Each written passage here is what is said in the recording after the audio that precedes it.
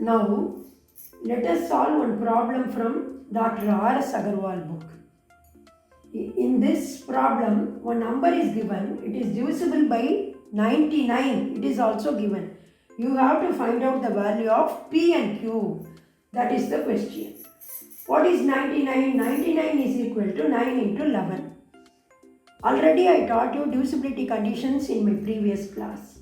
A number is divisible by 99 if it is divisible by 9 and 11. That is the condition.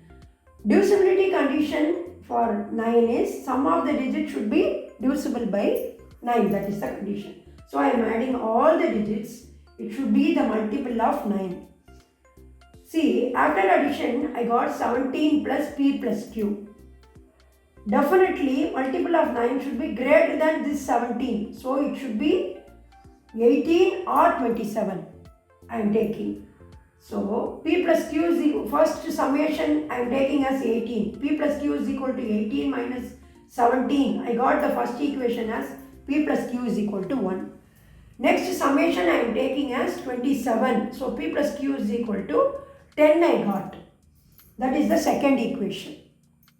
Okay. Next, divisibility condition by 11.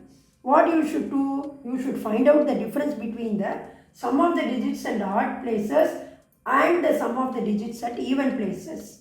If the difference is 0 or the multiple of 11, then the full number is divisible by 11. That is the condition. So I am taking the sum of the digits at odd places, then sum of the minus sum of the digits at even places. It should be equal to 0 or it should be equal to 11. After addition, I got here 10 plus Q, here 7 plus P. So 10 plus Q minus 7 plus P is equal to 0 or 11. First I am taking the difference as 0.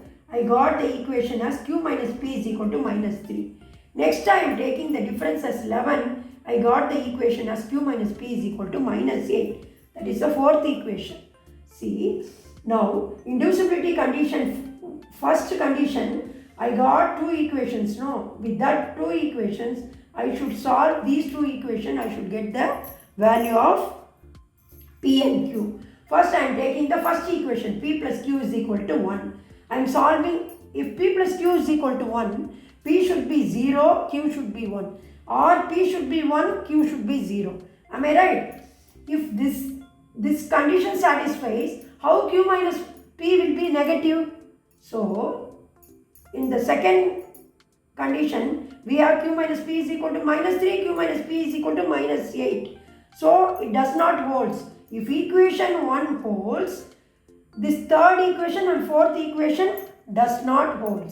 So, I am taking the second equation, I am solving with third and fourth.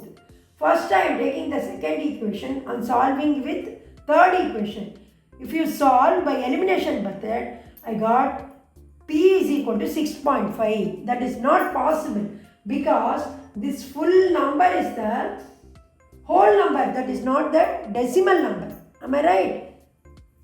So, this decimal number does not come in between this.